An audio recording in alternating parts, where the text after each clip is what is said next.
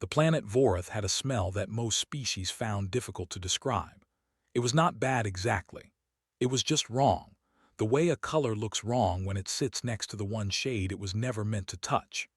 The air carried a low chemical bitterness underneath everything, like something ancient and alive was always just beneath the surface, reminding every visitor that this world had been managing itself long before anyone arrived with maps and clearance codes.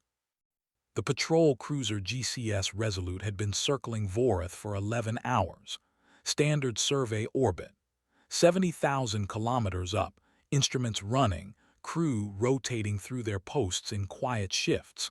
Nothing on Vorath ever warranted excitement at this altitude.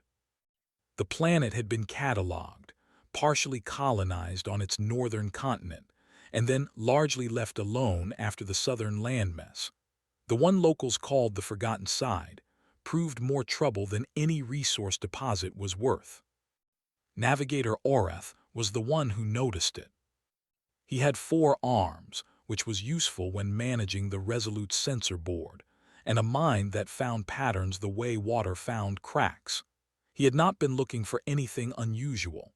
He had been running a passive thermal map of the southern continent, ticking through data the way a careful person ticks through a checklist, and then his upper left hand stopped moving. There was heat coming from inside the forbidden forest. Not volcanic heat, not a wildfire, which would have spread and flickered with the irregular signature of uncontrolled burning. This was a small, steady point of warmth, a circle of controlled combustion approximately 1.2 meters across, burning at a consistent temperature, burning the way something burns when someone built it and is keeping it that way. Orath looked at the reading for a long moment, then he looked at it again, then he called for Warden Duval. Duval was a tall, gray-skinned Vithrani with the kind of face that had stopped showing surprise about 15 years into his career. He stood over Orath's station, looked at the screen, and said nothing for almost a full minute. "That's the Forbidden Forest," he said finally. "Yes," said Orath. "Nothing survives in the Forbidden Forest. Something is warm in it." Duval pulled up the convergence file on the Forbidden Forest while Orath kept watching the thermal reading. The file was long, and the summary at the top was blunt. 17 confirmed apex predator species, 4 of which had no upper bound on recorded aggression toward intruders. Flora with contact-activated chemical defenses. Irregular electromagnetic microevents that disabled electronic equipment without warning. Atmospheric pressure spikes that had cracked armored survey shells. And at the bottom of the file, printed in a red border the way a convergence file only ever printed things it was serious about. Entry discouraged. No recovery protocol. 12 survey teams had gone into the Forbidden Forest over the last 40 years. 2 had made it back out. Both had refused follow-up assignments to Vorath. "Send a probe," Duval said. They sent Probe 7. It had a heat-shielded casing, a low-emission engine, and a camera suite that could resolve detail at 50 meters. It took 22 minutes to reach the forest canopy and another 14 to navigate down through the layers of growth to something resembling a visual line. When the footage came back, the bridge went quiet. The clearing was not large, maybe 30 meters across, roughly circular, the kind of space that forms naturally when a single enormous tree falls and takes its neighbors with it. The ground was clear of the worst of the undergrowth. At the center of the clearing was a fire. A real, proper fire, built on a flat stone base with a deliberate ring of rocks around its edge and a blackened metal container hanging over it from a tripod of lashed branches. The fire was burning steadily. Someone had built it to last. Around the clearing, at distances ranging from 5 meters to nearly the edge of the camera's range, were shapes. Orath identified a Grenthali scout almost immediately.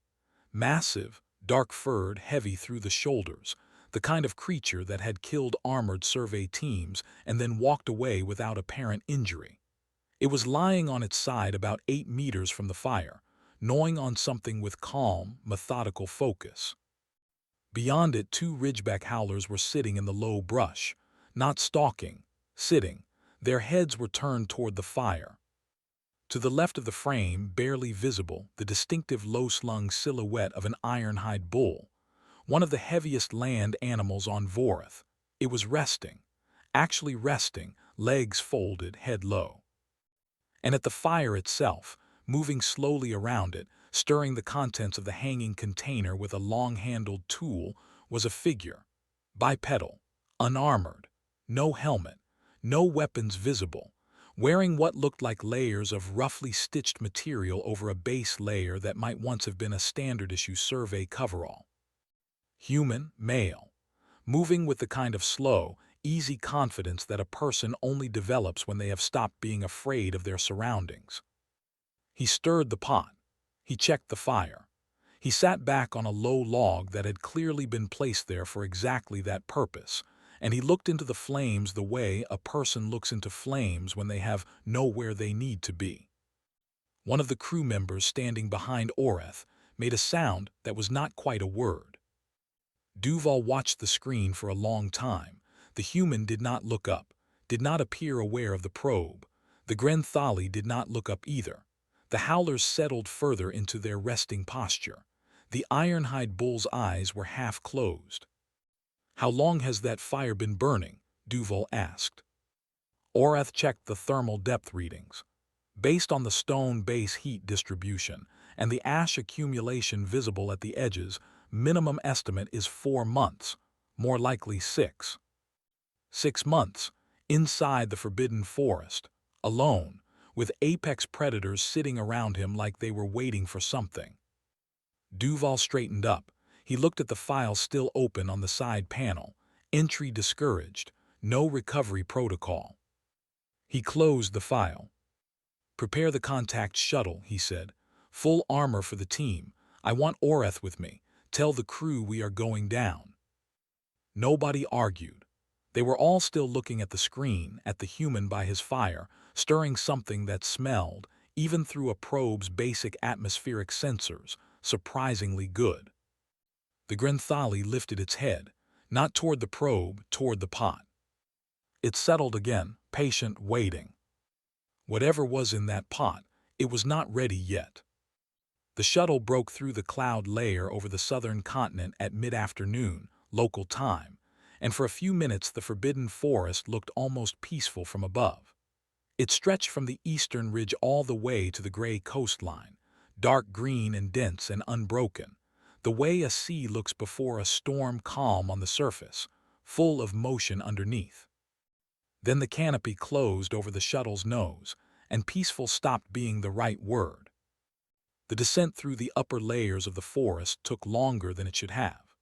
The trees were old and enormous and grew in ways that did not follow predictable patterns, branches angling sideways and downward, and across each other in a tangle that forced the shuttle's navigation system to reroute 3 times before it found a viable path to the lower clearing Oreth had identified as a landing zone. The light dropped fast as they went down. By the time the landing struts touched ground, the forest around them was dim and close and alive with sound. Insect things and bird things and low, rhythmic calls that none of the crew had heard on any file or catalog. Duval was first out. Full armor, visor down, hand weapon holstered but accessible. The air hit him like a wall, warm, heavy, thick with the chemical undertone that all Vorith air carried but which was much stronger here at ground level.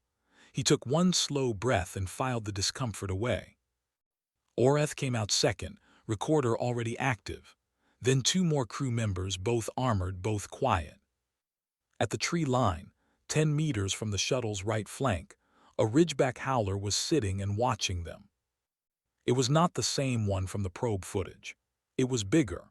Its spinal ridges were fully raised, which on a ridgeback howler meant something between alert and interested, not the flat ridge posture that preceded an attack. It watched them the way a cat watches something it has decided is not worth chasing but is still curious about. Nobody moved toward it. It did not move toward them. "This way," Oreth said quietly, pointing into the trees.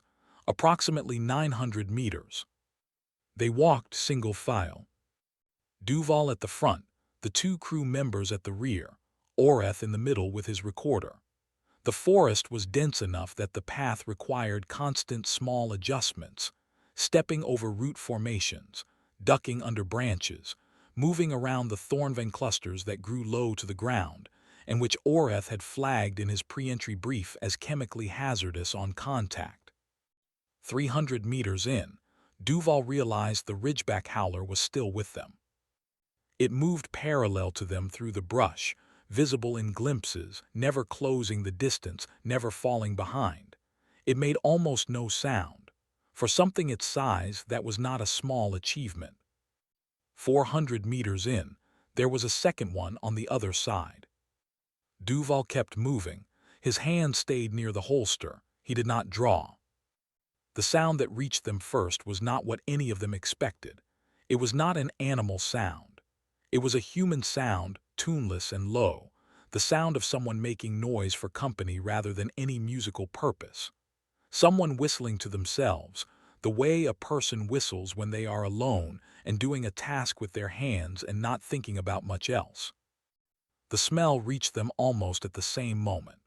It was deep and warm and complex in a way that cut straight through the chemical bitterness of the forest air, and it made at least two members of the team aware that they had not eaten since before the shuttle descent. Then the trees thinned, and the clearing opened ahead of them. Reed looked up from the fire. He was sitting on his low log, one elbow on his knee, holding the stirring tool loosely in his right hand.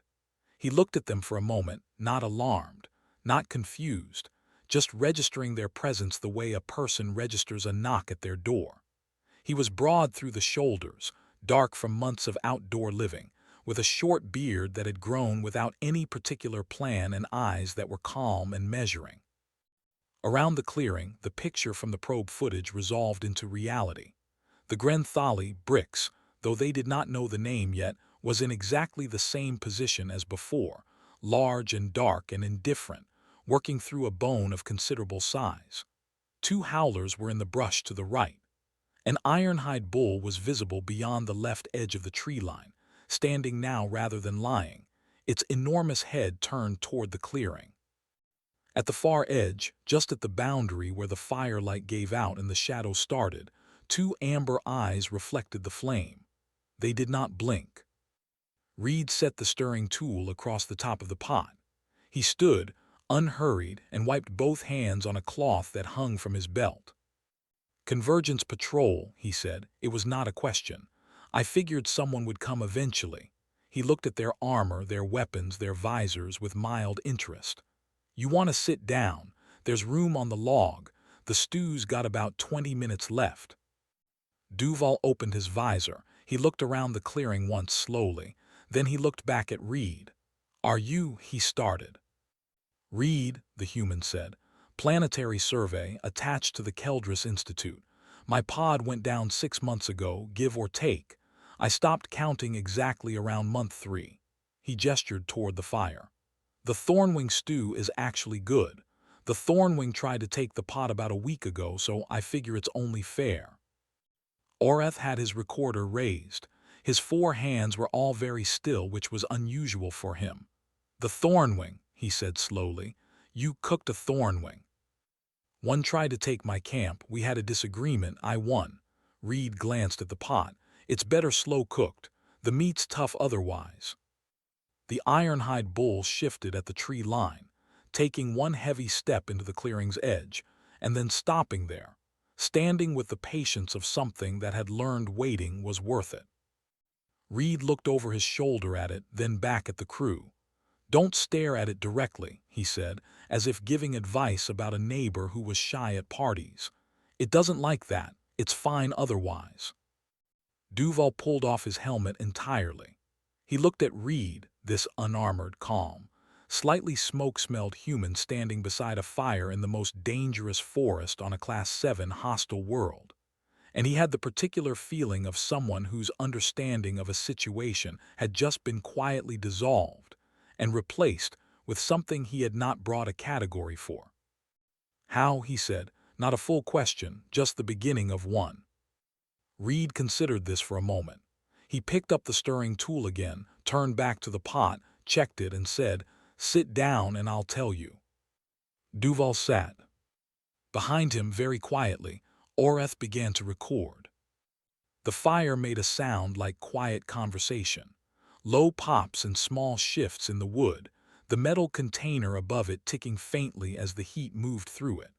The clearing held the warmth the way a cupped hand holds water, not perfectly, but well enough.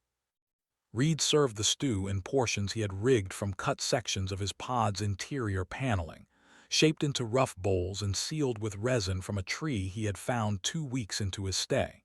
He handed the first one to Duval without asking if he wanted it. He handed the second to Orath. The other 2 crew members looked at each other, looked at the bowls, and then looked at the Grenthali 6 meters away. "Bricks won't move during feeding time," Reed said. "Or what he's decided is feeding time, which is approximately whenever I'm serving. He's got his own portion." He nodded toward the pile of meat scraps near the Grenthali's resting spot. "He's been coming here long enough that I just set it aside before I start serving." Oreth brought his bowl to his face and inhaled. The recorder was still running. His other 2 hands were wrapped around the warm paneling like he had not had a hot meal in a very long time, which was not entirely untrue. Patrol rations were filling and nothing else. "Start from the beginning," Duval said. Reed sat back on his log and pulled a portion of stew toward himself. The survey pod had gone down 61 meters inside the forest boundary, on the south-facing slope above a dry riverbed. The crash had been fast, a navigation failure caused by one of the forest's electromagnetic microvents, which Reed had not yet known to watch for. The pod was unrecoverable. The beacon was destroyed in the impact. He had a standard emergency kit: water filter, fire-starting tools, a folding blade, 3 weeks of compressed rations, a first aid supply, and a thin emergency blanket. He had also had, and he said this with a straightforwardness that made Oreth pause in his note-taking, a very clear understanding that nobody was coming. "The beacon was gone," Reed said. "The forest blocks most passive signals. My handheld communicator had about 4 days of battery and no range to speak of under the canopy. I sent 3 distress messages on the first day, used the battery, and then I was done with that plan." "What did you do?" Oreth asked. "I built a fire." He had built the fire because fire was warmth and fire was safety, and fire was the first thing a person should build when they are going to be somewhere for longer than a night. He built it carefully, the way he had been taught in his survey training, and had never expected to actually need. He chose the clearing because it was open, and because the airflow was good, and because building a contained fire in dense undergrowth was a fast way to start a much larger and less manageable fire. The first night nothing came near him.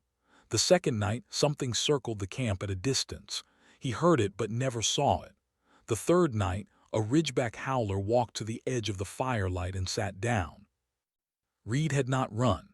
He had sat where he was and breathed slowly and watched the howler the way the howler was watching him. "You weren't afraid?" one of the crew members asked. He had come close enough to the fire to accept a bowl of stew and was now sitting at the edge of the log. "I was afraid the entire time," Reed said. "That's not the same as running. If I ran, I would have been killed. If I panicked, I would have been killed. Fear is just information. It tells you something is serious. It doesn't tell you what to do about it." The howler had sat for 2 hours. Then it had left. It came back the next night with a second one. After a week there were sometimes 4 of them in the clearing's edges. They were not friendly. They were not tame. They were interested in the warmth and the smell, and they had determined through repetition that Reed did not threaten them. He had helped this along by not threatening them. No loud movements. No direct eye contact for more than a moment. No approaching them. He treated them the way you treat a neighbor you do not know well, present, non-hostile, giving space. Bricks was different. The Grenthali had arrived at the end of the 3rd week. Reed had been in the middle of butchering a thornwing, a process that had taken him the better part of 2 days of effort and improvised tools, because thornwings were enormous and he had been, as he put it, working with limited resources. The thornwing attacked the camp, he said, went for the food supply. We had a long disagreement about who the food supply belonged to. I won, but it was not fast or elegant. He tapped his left forearm where a faint discoloration ran under the edge of his sleeve. It got a piece of me first. When Brix arrived, Reed had been crouched over the thornwing carcass with his blade and his full attention. He had heard the Grenthali at the tree line, and he had done the same thing he did with the howlers. He had kept working slowly, without making any sudden moves. When he had finished separating the portions he needed from the portions he did not, he had pushed the remainder across the ground in the direction of the Grenthali, the way you slide something across a table rather than hand it directly. Brix had waited until Reed moved back. Then he had walked forward, sniffed the meat, and eaten it. He came back the next day, Reed said, and the day after. After the first month, I just set aside a portion automatically. He seems to prefer the organ meat, which suits me because I've found other uses for the rest. Duval had been listening without interrupting. Now he said, and the cooking, the smells, that was deliberate. Reed nodded. He stirred the remains of his portion. Heat draws things. Smell draws things. I can't control whether animals come to the clearing. What I can control is whether they associate the clearing with danger. They don't. They associate it with warmth and food smells and something that doesn't move aggressively. He paused. I'm not their friend. I want to be clear about that. Brix would remove my arm if I walked up to him and touched him. The howlers would kill me if I cornered one. They come here because the clearing is safe and warm and smells interesting. That's all. And the one in the dark, Oreth said quietly. He was looking at the amber eyes at the edge of the firelight. They had not moved since the crew arrived. The shadow stalker had not come closer. It had not left. Reed looked in that direction, just briefly. Then he looked away. It's been there since the second week, he said. It doesn't come closer and it doesn't leave. I don't look at it directly and I don't move toward it, and it seems to find that arrangement acceptable. Nobody said anything for a moment. The fire settled. A piece of wood shifted. Brix raised his enormous head, looked at the fire, and then lowered it again. Oreth very quietly made a note. He had been making notes for the past half hour. He had not stopped once. The stew was, genuinely, very good. It was Duval who said it first, and he said it the way people say things they believe are simple before discovering they are not. We should move. The shuttle is 900 meters back. We can have you aboard the Resolute within the hour. Reed looked up from the fire. He had been banking the coals in preparation, laying the wood down in a way that would let the fire burn low and controlled rather than go out entirely. He did not stop what he was doing. I understand, he said. Give me a few minutes to secure the camp. He began to move through the clearing with a routine that was clearly well practiced. The pot came down from its tripod. He wrapped it in a section of cured hide and tied it with cord he had braided from plant fiber. His tools went into a bag he had stitched together from layered material. He did these things slowly and carefully, without any wasted motion, the way a person works when they have learned the cost of losing equipment they cannot replace. You don't need to bring all of that, Duval said. We can replace whatever you need once we're aboard. Reed glanced at him. I know that's not what I'm doing. He kept working. The crew waited. Brix had sat up when Reed started moving, and he was watching now, not agitated, just alert, his dark eyes following Reed from one side of the clearing to the other. When everything was stowed, Reed shouldered the bag and looked around the clearing once, the way a person looks at a place they are not sure they are done with. Then he started walking toward the trees. The crew fell in behind him.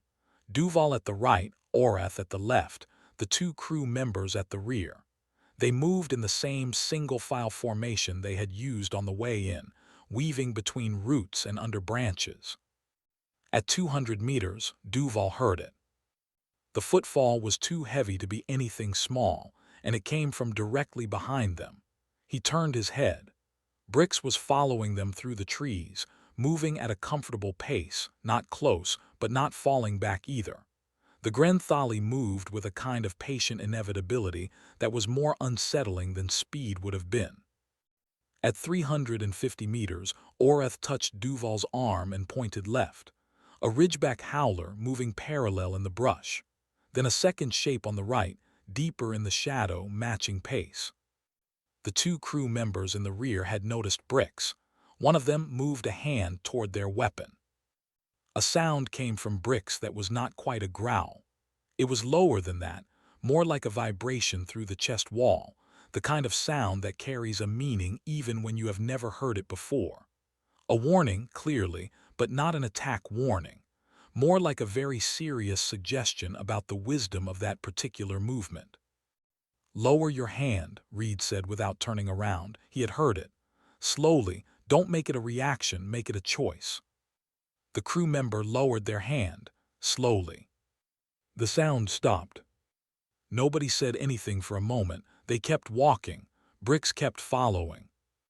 "Are they hurting us?" Duval asked. "No," Reed said. "They're following me." He did not elaborate immediately. Then, "When I move through the forest, the things that are used to my clearing know where I am. They follow sometimes, not always. But when the whole camp moves, that's different. They don't know what that means yet." "What does it mean?" Reed was quiet for a moment. "I'm not sure I know yet either." They reached the shuttle landing site. The craft was where they had left it, sitting on its struts in the secondary clearing, running lights on low. Duval felt the particular relief of seeing it, the clean, hard lines of something built rather than grown, something that meant orbit and routine and categories that made sense. He turned back to check the path. Brix had stopped at the tree line. He was sitting, upright, the way a large animal sits when it has decided it has gone far enough. The howlers had stopped too, visible in the brush at the clearing's edges, their spinal ridges up but not flattened in attack position. The ironhide bull appeared from the left side of the tree line. It had come a different way. It stood at the clearing's edge with its head low and its shoulders forward, which on an ironhide bull was not aggression but attention. They were not blocking the shuttle. They were simply present, at the boundary between the forest and the clearing, watching. Reed stopped walking. He turned and looked at the tree line for a moment. Then he looked at the shuttle, then back at the tree line. The amber eyes were not there. The shadow stalker had been with them the entire walk and was now simply gone, invisible, as if it had decided it had seen enough and withdrawn on its own terms, which was probably exactly what had happened. "Reed," Duval said, "the shuttle." "Yes," Reed said. He did not move yet. He was looking at Brix. The Grenthali looked back, not with any expression that a convergent species would have called emotional, just with the direct, complete attention of something very large that is paying very close attention. Reed raised one hand briefly in the direction of the tree line, not waving, just acknowledging, the way a person nods to someone across a room when words are not the right tool. Then he turned and boarded the shuttle. Duval was last up the ramp. He stood in the entry for a moment and looked back. Brix had not moved. The howlers had not moved. The ironhide bull had lowered its head but was still watching. The ramp closed. On the flight back up through the canopy, nobody spoke. Oreth reviewed his recordings with all four hands busy, processing everything at once the way Thurvians sometimes did when the information was too large for a single thread of thought. Duval sat in the forward seat and looked at his hands and thought about the convergence report he would need to file when they docked. He had filled in a lot of reports in his career. He had no idea how to begin this one. It was Oreth who finally said, very quietly, he said he was afraid the whole time. "Yes," Duval said. "And that it did not stop him." "Yes." Oreth was silent for a moment. Then he said, "I have been a navigator for 19 years. I have landed on 11 worlds classified as hostile or higher. He looked at his recorder. I do not think I could have done what he did. I do not think I could have lasted the first month. Duval thought about this honestly, the way honest people think about uncomfortable things. Then he said, I don't think I could have either. The shuttle broke above the canopy. Below them, the forbidden forest stretched out dark and vast and unchanged, as if nothing that had just happened was any of its concern, because as far as the forest was concerned, it probably wasn't. Something moved at the edge of the clearing near the cold fire.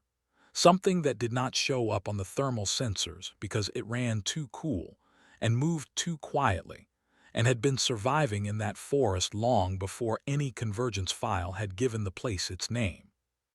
The amber eyes watched the shuttle rise until it disappeared into the cloud layer. Then they turned back to the clearing. The fire was banked, not dead. There was still warmth in the stones. They settled in to wait. The response from Convergence Central took 4 hours and 11 minutes to arrive after Duval submitted his initial contact report. For a government body that was known across 12 systems for the speed at which it did absolutely nothing, 4 hours was unusual. It meant someone had been waiting. Reed was in the crew rest area when Duval came to find him. He had cleaned up, eaten 2 full portions of ship rations with the quiet focus of someone making up for a caloric deficit, and was sitting on the edge of a bunk studying a structural diagram of the GCS Resolute with the kind of idle, habitual curiosity that some people apply to whatever is in front of them. He looked up when Duval entered. They found the orthite deposit, Reed said. It was not a question. Duval stopped. How did you know about that? The survey file on Vorith mentioned elevated mineral readings in the South Continent geological layer. I had 6 months and not much else to do. I worked through most of the publicly accessible survey data in my pod's local storage before the system failed. Reed set the diagram aside. Orthite under a dangerous and largely avoided forest. That's a clean reason to finally do something about the forest. Duval sat down across from him. He laid out the contents of the convergence response plainly, because there was no version of softening it that would have helped, and Reed did not look like someone who needed softening. The convergence had approved a resource extraction operation on Vorith's southern continent. The Forbidden Forest designation was being reclassified as provisional, effective from the date of the signed order, which was 12 days ago. The first Colonial Enterprise team was scheduled to arrive in 7 weeks. The extraction plan called for the standard clearance protocol: controlled burn of the canopy layer, mechanical removal of the remainder, site preparation for the extraction equipment. Controlled burn. Reed listened to all of it without interrupting. When Duval finished, Reed was quiet for a moment. Then he asked in an even voice, "How many workers in the first wave?" 400 approximately. And they're using standard clearance equipment, the heavy burn rigs. That's what the plan shows. Reed nodded slowly. He was quiet again for a bit. Then he said, "Can I see the environmental survey they based this on?"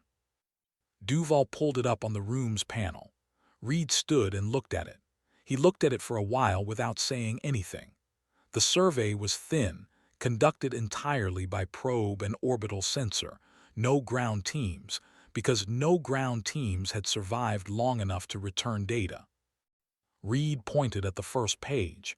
"This is the electromagnetic event mapping." "Yes." "It shows the events as random distribution. They're not random. They follow a 19-hour cycle that's tied to the magnetic resonance in the mineral layer beneath the eastern ridge. If you run a burn operation during an active cycle, you'll fry every piece of equipment you brought and probably several of the workers too." He moved to the next section. "The thornwing nesting corridors are mapped wrong. They're not in the upper canopy. They nest in the mid-layer, which is where the temperature regulation is best for the eggs. A canopy burn won't affect the nests. It will drive every thornwing out of the mid-layer at the same time into the clearing zones, where the workers will be." He kept going. The Grenthali population distribution, the soil chemistry and how it interacted with the chemical defenses of the Thornvan flora, the pressure spike events, which appeared random on orbital data but which Reed had mapped over 6 months into a recognizable pattern tied to the barometric gradient along the river valley. Duval watched Reed move through the survey data with the calm efficiency of someone who had spent 6 months having strong professional opinions about it and waiting for someone to show it too. He was not angry. He was not emotional about it. He was precise, specific, and entirely correct because he had verified every item he mentioned with his own direct observation over half a year of living in the middle of it. And the Grenthali subpopulation, Orath said from the doorway. He had come in quietly at some point and was recording again. You said they're genetically distinct. The Grenthali on the northern continent have been catalogued. The population in the Forbidden Forest has been isolated from them for an estimated 4,000 to 6,000 years. Different territory adaptations, different marking patterns, different social structure. The northern surveys treated them as the same subspecies. They're not. Reed closed the survey file. If you burn the forest, you lose the last distinct population of Forbidden Forest Grenthali. Brix is part of it. The room was quiet. Duval said, the convergence order is already signed. I know, Reed said, but a convergence extraction order can be suspended if an accredited field expert files for a formal environmental review. The review requires a ground survey, a real one, with actual people on the ground, not probe data. He looked at Duval. I am a planetary survey specialist attached to the Keldris Institute. I have 6 months of continuous ground observation in the Forbidden Forest. I qualify as an accredited field expert under Article 14 of the Convergence Resource Charter. Duval said nothing for a moment. He had read the charter. He knew Reed was correct. He also knew the convergence, and he knew what happened to people who filed Article 14 reviews against already signed extraction orders. There was paperwork, then more paperwork, then a strongly worded administrative communication that described the filer's career trajectory in terms that required reading between the lines. They will not be pleased, Duval said. No, Reed agreed. But they'll be less pleased if 400 workers walk into a forest that kills everything that enters it, equipped with a survey conducted by probes that couldn't get below the canopy layer, following a burn schedule that coincides with the electromagnetic active cycle. He looked at Duval steadily. I need to be named to the Environmental Review Board, and I need to go back in, to collect the formal ground data. The review board needs field-verified data, not my word. You want to go back into the forest. I need to do this correctly, Reed said. There is a difference. Duval looked at him for a long time. Outside the porthole, Vorith turned slowly in the dark, the southern continent a dark mass with its hidden forest and its impossible ecosystem, and its banked fire waiting in a clearing. He thought about Brix at the tree line, sitting and watching the shuttle rise. He thought about the amber eyes that had been there since week 2 and never once came closer and never once left. He thought about Reed sitting by his fire on a world that had killed every survey team that entered it, stirring a pot with the patient confidence of someone who had decided that being afraid was not the same as being finished. I will endorse the request, Duval said. Reed nodded once. No dramatic relief, no excess of gratitude. He just nodded the way a person nods when something goes as they expected it to, and turned back to the survey data. I'll need the full probe archive, he said, and access to the convergence geological files for the South Continent, and I'll need to go in at least 3 days before the survey team. Alone. Why alone? Reed picked up the diagram he had been looking at when Duval found him. He studied it for a moment. Because the camp is cold, he said, and Brix will want to know I'm back before anyone else shows up. He said it simply, without sentiment, the way he said most things. But Orath, recording quietly in the doorway, noted it down anyway. It was, he felt, the kind of detail that mattered. 3 days before the official survey team arrived. A single shuttle set down in the secondary clearing, and one person walked out of it into the forest. No armor this time. Just layers, his bag, his tools, and the folding blade on his belt. He moved into the trees with the particular gait of someone who knows exactly where they are going and knows exactly what the ground is going to do under their feet before they put their weight on it. The forest received him the way it always had, without welcome, without hostility. Just the chemical-thick air and the sound, and the movement of things in the upper canopy that were not watching him but were aware of him. The way a very large room becomes aware when someone enters it. He reached the clearing by mid-morning. The fire stones were still in place. The ash from the last fire was cold and gray and had been disturbed by wind but not scattered. The log he used as a seat was where he had left it. The tripod was still standing. The clearing held the shape of everything he had built in it, the way a room holds the shape of the furniture long after the furniture has been moved. Reed set his bag down. He cleared the ash from the fire ring, rebuilt the base, arranged the wood. He had new supplies from the Resolute proper food stock this time, dried meat and protein bricks and grain blocks that he could work with. But the fire came first. Always the fire. It caught quickly. He had always been good at fires. He hung the pot. He began to prepare a batch of the stew he had been making for 6 months, modified now with better quality ingredients but following the same method. The Vorith native herbs that neutralized the bitterness of the local meat. The roots that added a depth of flavor he had worked out through trial and error over his first month. The slow heat that did the work of tenderizing what the climate of this world made naturally tough. By the time the fire had settled into a proper rhythm, Bricks was at the tree line. Reed did not look up immediately. He kept working. He registered the Grenthali's presence the way he registered all of it, with the peripheral awareness of someone who had learned to keep their attention soft and wide rather than sharp and fixed. After a moment he set out Bricks's portion, pushed it across the ground the way he always had. Then he went back to the pot. The howlers came by late afternoon. Not the same ones necessarily. He had never been entirely sure he could tell individuals apart, but the same pattern. They entered the clearing's edges, checked the space with their noses raised, and then settled. One of them was carrying something it had killed, and it ate in the brush without coming any closer, which was exactly the kind of negotiated distance Reed had always been comfortable with. The ironhide bull came at dusk, appearing from the far side of the clearing the way it always did, from the west, following the old trail through the low brush that ran along the ridge. It did not come in. It stood at the clearing's edge, vast and unhurried, and lowered its head to the level of the fire's glow. Reed checked the pot. Not yet. He looked at the far tree line. The amber eyes were already there. He had not heard it arrive. He never heard it arrive. At some point in the day, the shadow stalker had simply been absent, and then it had been present, and the transition between those two states was not something Reed had ever caught. He had stopped trying.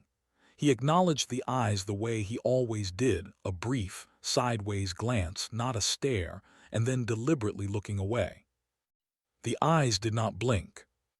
Reed ladled the first portion and set it on the fire stone to cool. He had cooked enough for himself and, out of habit, slightly more besides. He had been doing that for months, adding a margin as if he were always expecting someone. That was how it was when the official survey shuttle came over the tree line the following morning. The team was 7 people, plus an unexpected addition. A correspondent from the Convergence News Network named Sella, who had apparently argued her way onto the shuttle with a combination of persistence and the kind of professional persuasion that broadcasters develop when they are very good at their work and know a significant story when they see one's outline. She had spent the flight from orbit reading Duval's preliminary report and Orath's field notes. She had a small camera and large, quiet eyes. When they entered the clearing, she stopped walking. The survey team slowed and spread out, gathering data and readings with their equipment, professional and methodical. Sella did not move. She stood at the clearing's edge and looked at what the clearing contained. Reed at the fire stirring the pot.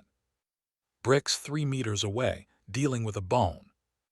4 howlers, distributed around the clearing's perimeter, 2 of them dozing. The ironhide bull, visible at the western edge, watching.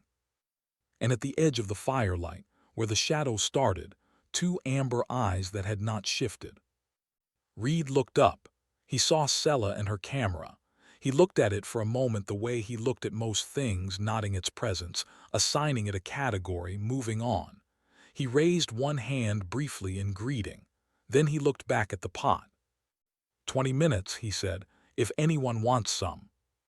The survey took 4 days. Reed guided the team personally, moving them through the electromagnetic event cycles with precise timing, showing them the Thornwing nesting corridors, walking the Grenthali territory boundaries at a distance that was safe if you knew what you were doing. He showed them his 6 months of observational records, handwritten in a journal he had made from flattened bark sheets, sealed with the same tree resin he used for everything, with diagrams and timing charts and marginal notes in the small, neat writing of someone who had gotten very good at using space efficiently. The survey data that came out of those 4 days made the probe survey look like a rough sketch next to a detailed map. Sella recorded all of it. She recorded Reed talking about the electromagnetic cycles. She recorded him moving calmly between the predators that had settled in the clearing around his fire. She recorded the moment on the second evening when the ironhide bull walked fully into the clearing for the first time since Reed had been back, not toward him, just into the space, and Reed simply noted it, adjusted the fire's direction to avoid sending smoke toward it, and continued talking to the survey team about soil mineral composition. On the last night she asked him, formally on record, how he had survived. He thought about it. The fire was burning well. The clearing was full of the now familiar arrangement of large, wild, dangerous things that had decided the warmth, and the food smell made the presence of a human acceptable. I stopped trying to beat it, he said. You can't beat a place like this. It's been running itself for longer than my species has had written language. What I could do was understand it, learn what it was doing and why, find where I fit in that without breaking it. He looked at the fire. And I cooked dinner, every day. You'd be surprised what you can work out with a fire and something to eat and enough time to pay attention. Sella looked at the image in her viewfinder. The human by the fire. The apex predators of the most dangerous forest on a Class 7 world arranged in a patient, quiet ring. The shadow stalker's eyes at the edge of the dark. She wrote her own caption before she went asleep that night. The human who tamed nothing and fed everything. The image ran 3 days later across 7 convergence networks. Within 48 hours, the extraction order was suspended pending a full environmental review. The Convergence Council, facing the kind of public attention that made administrative decisions suddenly become complicated, commissioned an independent ecological assessment. The Forbidden Forest designation was retained. A new classification was attached: Protected Ecosystem, Category 1. Reed was appointed Vorith's first ecological custodian. It came with no salary increase over his survey rate, a significant amount of additional paperwork, and per the appointment letter, the full administrative support of the Convergence Environmental Bureau, which Reed noted was a department staffed by 3 people. He accepted anyway. Sella's last image, shot from the edge of the clearing on the final morning, showed Reed banking his fire with the practiced care of someone who knew they were coming back. Bricks was behind him, settled and enormous and indifferent, the way he had always been. The howlers were gone for the morning, off on whatever howlers did when the forest demanded their attention. The ironhide bull was at the western edge. And at the far side of the clearing, just where the shadow began, 2 amber eyes blinked once in the early light. Then they settled. The clearing was quiet. The fire was banked, not dead. There was still warmth in the stones. The Silent One had been here since week 2. It had watched everything: the arrival of the patrol crew, the departure and return, the survey team, the correspondent and her camera, the entire slow process by which one quiet human with a fire and a pot and a great deal of patience had, without conquering anything, changed the fate of a forest. It had no opinion about any of it, as far as anyone could tell. It was simply there. It had decided, at some point in the second week of a stranded human's impossible residence in this forest, that he was worth watching. Nothing that had happened since had changed its mind.